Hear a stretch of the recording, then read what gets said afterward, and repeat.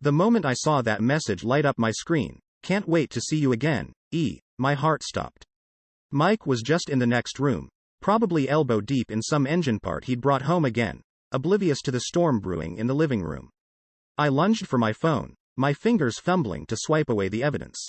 "Everything okay?" Mike's voice cut through the silence, startling me as he stepped into the room, wiping grease off his hands with a rag.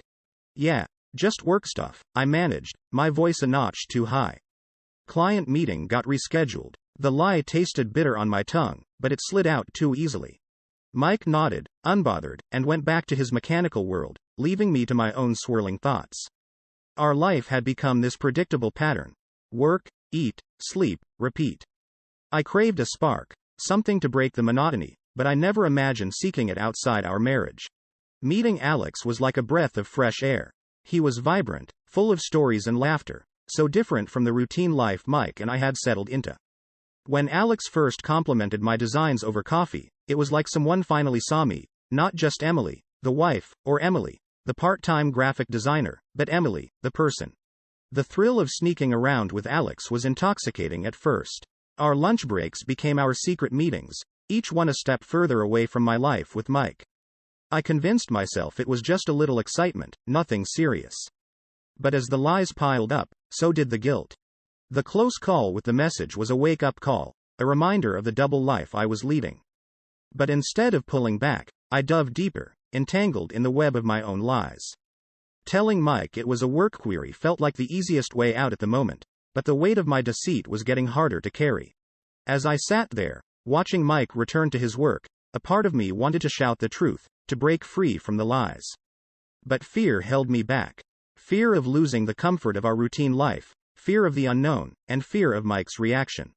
I realized then that the excitement I sought with Alex was just a fleeting escape from a deeper issue in our marriage. But by the time I understood this, it felt like I was too far gone, too deep into this affair that started as an innocent search for attention. The irony wasn't lost on me. In my quest to feel seen, I had become more invisible than ever, both to Mike and to myself. The moment I clicked "Create Account" on that new email service, I felt a shiver run down my spine.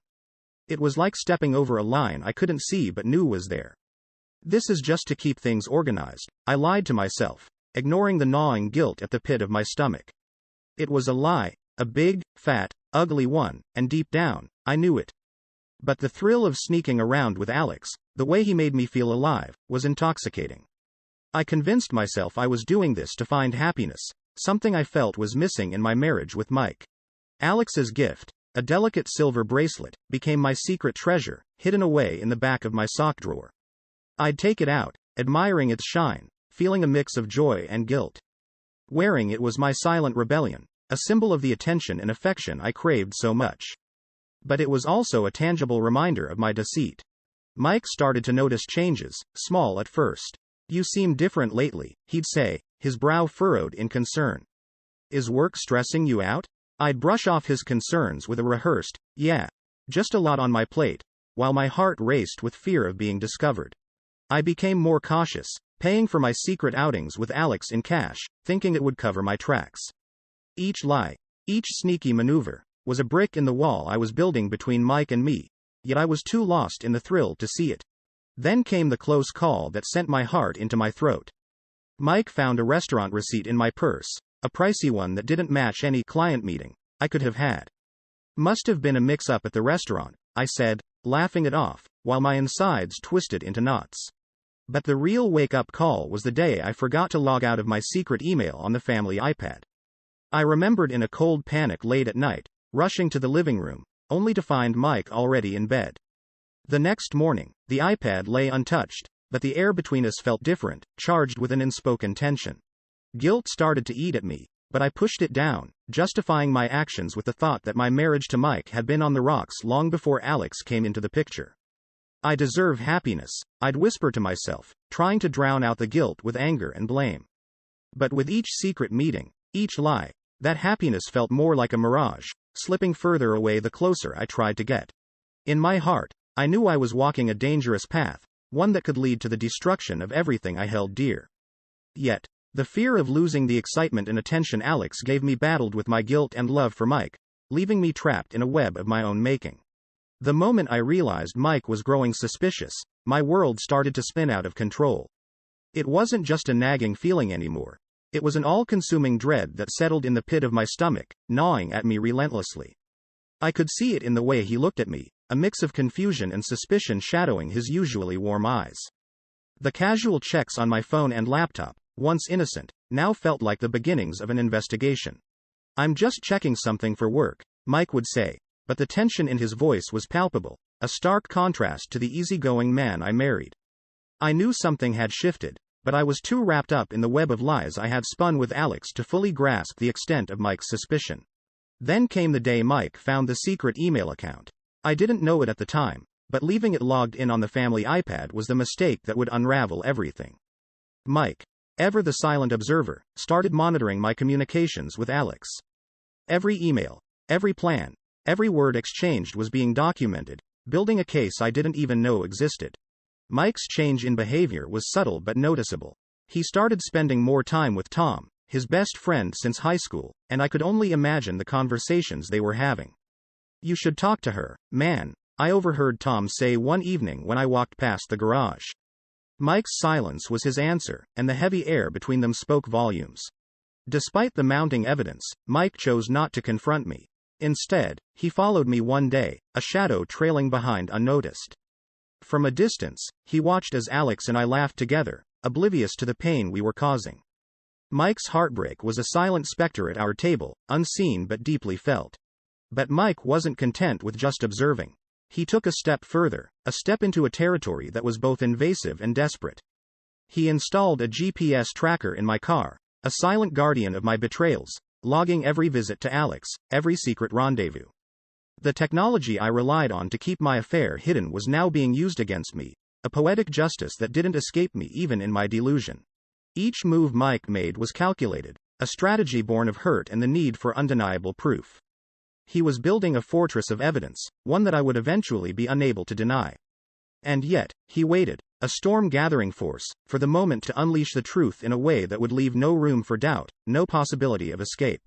In the midst of it all, I remained blissfully ignorant, caught up in a fantasy that was slowly suffocating the reality of my marriage. The thrill of the affair blinded me to the destruction it was causing, leaving me unprepared for the fallout that was to come. The day I forgot Mike's birthday was the day I knew I had lost myself in this affair. It wasn't just a date on the calendar. It was a symbol of how far I had drifted from the woman I once was, the woman Mike married. The realization hit me like a cold wave, leaving me shivering with guilt. But by then, the damage was done, the wedge between us driven deeper with my every action. I remember scrambling to make excuses, to cover up my forgetfulness with lies about work stress and deadlines. But the hurt in Mike's eyes was unmistakable, a silent accusation that no words could soothe. I had prioritized my affair with Alex over my husband's birthday, a betrayal of our vows that couldn't be undone with a belated cake or a hastily bought gift. Meanwhile, Mike, unbeknownst to me, had been collecting evidence of my infidelity.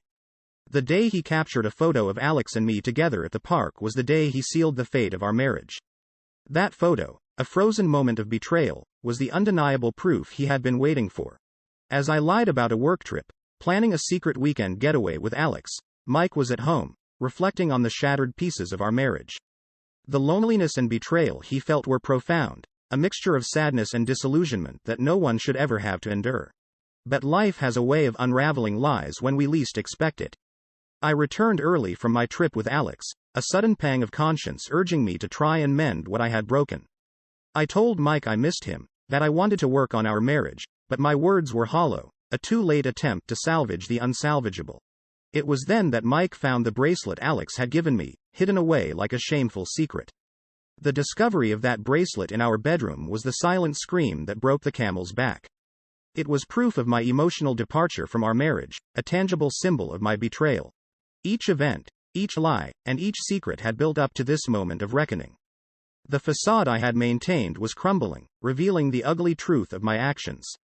I was forced to confront the reality of what I had done, the pain I had caused to the man I once promised to love and cherish. In my quest for excitement, I had lost sight of what truly mattered. The realization came too late, and the cost was a marriage built on years of love and memories, now tainted by betrayal. The path I had chosen led me to this point of no return, where the consequences of my actions stared back at me, unforgiving and stark. The moment I stepped into the restaurant with Mike for our anniversary dinner, a knot of unease tightened in my stomach. It was supposed to be a celebration, a marker of our years together, but the weight of my secret affair with Alex loomed between us like an uninvited guest. I plastered on a smile, trying to ignore the growing sense of dread as we sat down to dinner. The evening started off normal enough, with Mike making small talk, asking about my day, my work.